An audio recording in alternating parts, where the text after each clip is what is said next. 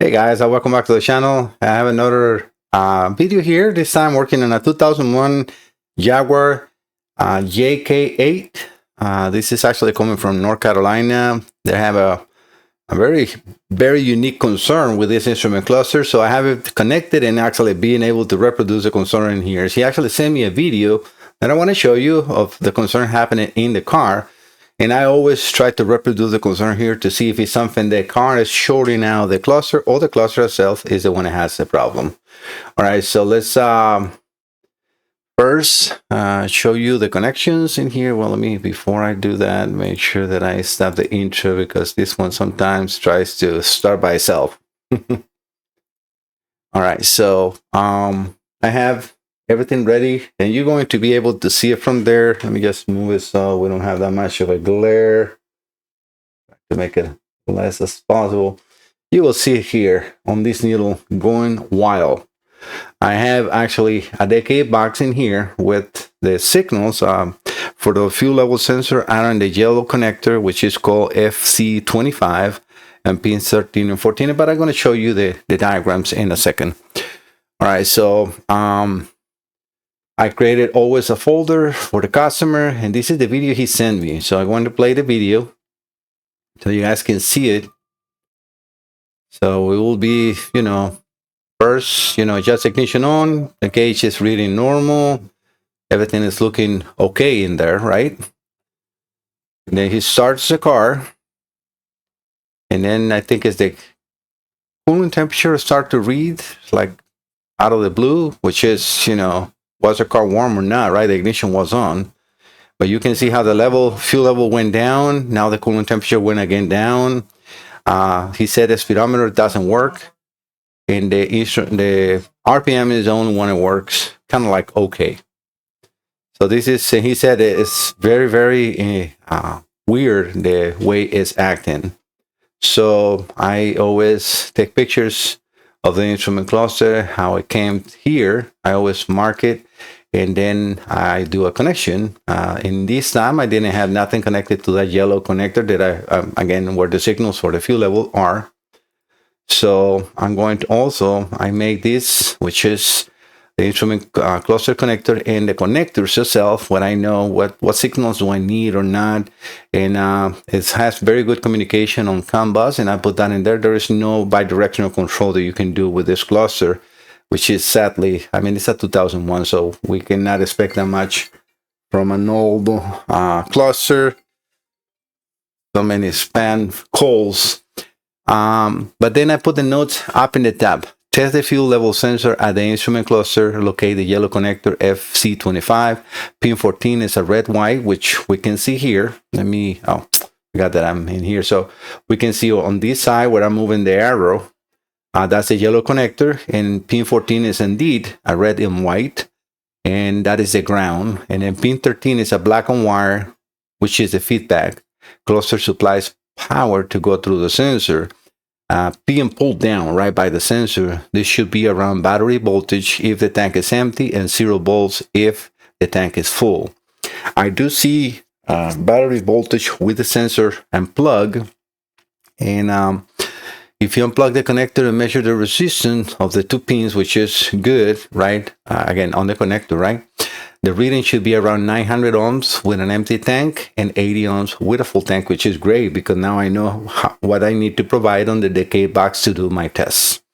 I also have the wire diagrams in here, which I have, marked pretty much the same thing that you see in the picture.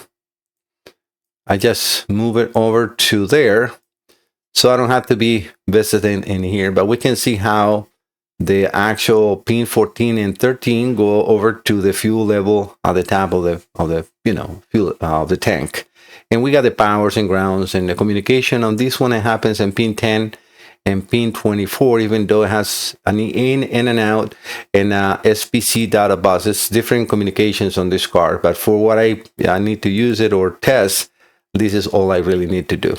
So again, there's no bidirectional control that I can do with this cluster. Well, since I'm here, just a short commercial. If you have any instrument clusters, automotive or marine or engine computers or any module that you need to send for repairs, please look for MikeSalazarDiagnostics.com. I'm going to put my website on the title of the video so you guys can copy and paste it from there. And please, if you're visiting the channel and this is your first time or so and you haven't subscribed, please subscribe to the channel. That really helps me. I'm providing a lot of free videos where I show connections and how to do the tests and bench tests and everything. So I think that is a little good to subscribe for me. Thank you so much. All right, so if you're here on the white box, you can click in there and that will download a Word document that you need to fill and send with the instrument cluster or any modules that you send for repairs. There you can write the VIN numbers and everything. Please do, because I get, including this one, I had this instrument cluster and at first I didn't know who it was. And I was able to figure it out with just a phone number that was kind of like close to the one in the packing slip. But it was no VIN number, no contact information, and that's what I need to have that in there. And also the signature approving your, the testing, right? If you want to send me an email, just click on the black box in there, click here to email this. So I will open your email browser and you can start an email conversation with me. Or if you want to chat, you can use the chat button. And here I also put my email and telephone number and a link to the videos. Obviously, you're on YouTube. So again, if you're here and you want to subscribe to the channel, thank you so much. All right, let's go over to the test. All right, so as you see, I have everything connected. I'm going to power it up. So you're going to see the instrument cluster powering up and nothing is happening so far. Everything is as it's supposed to with no signals coming in, right? So I'm going to leave it in there for just a little bit because this was acting up really, like even with nothing connected. Let's see if that happens.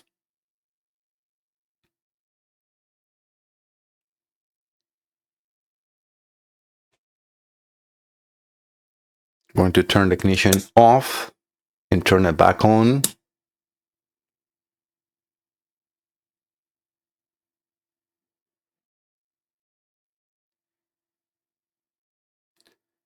So right there we have no activity. Nothing is actually happening. So I'm going to be a little hard to see for you guys in there.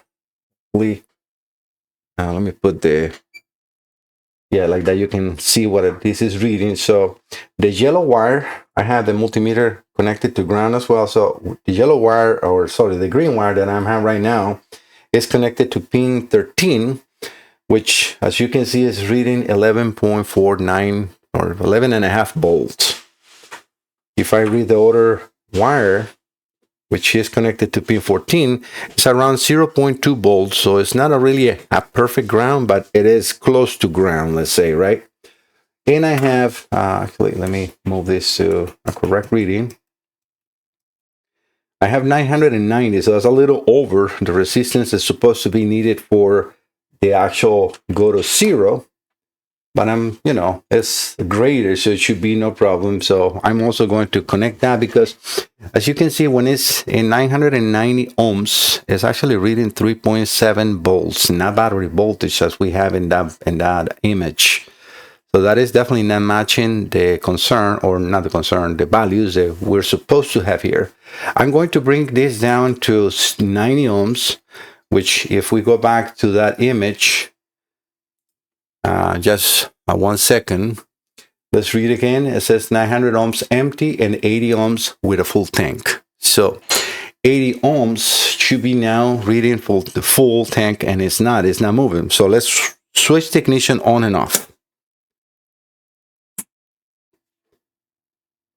All right, so we can see now going into full, but look at this. You see that is now in. When these start to happen, I can remove. Right now, this is not even going through the sensor. So what I'm thinking is either the cluster itself is shorting out internally, or something is leaking, but I can definitely now reproduce the concern. And it's very, very unique with the fuel level sensor, at least, with what I have here. So, but it is definitely necessary. Again, in there, when provide 90 ohms, we're around 0.6. And remember what they said in the description, and there it says 0 volts when the tank is full.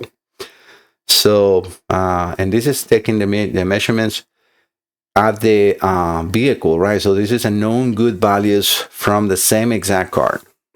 So nothing happens, at least now, with the ignition on and the wire back connected. But if I switch the ignition on and off, you see it goes over to full, but it passes. And then it's when everything is cycling weird.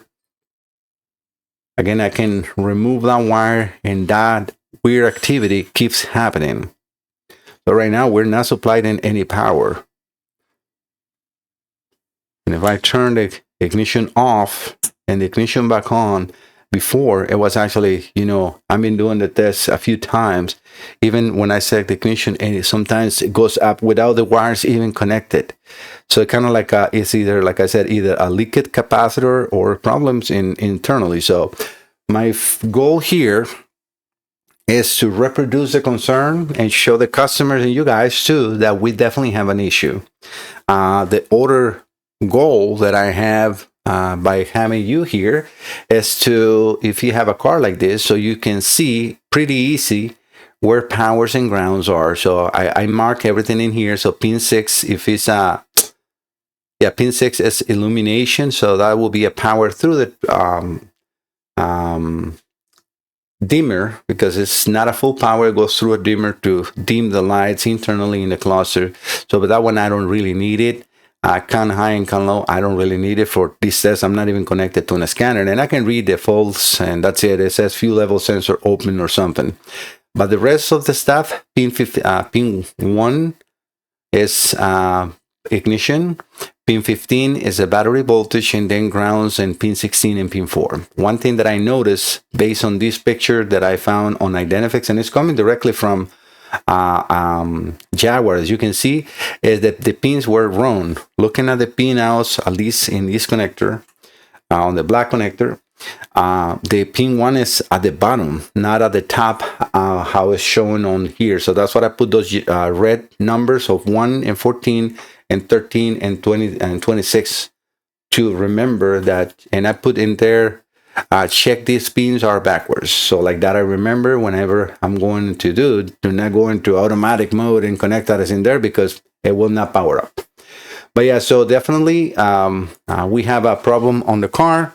A problem in the instrument cluster that needs to be corrected. So I'm going to take this apart and see what I find. If it's something short that I can show you quickly, I will be adding it to this video. Otherwise, this will be part 1, testing before repairs. And I will most probably show you a little bit of the process of this repair on the next coming video. Okay? All right, guys, thank you so much. See you next time. Bye-bye.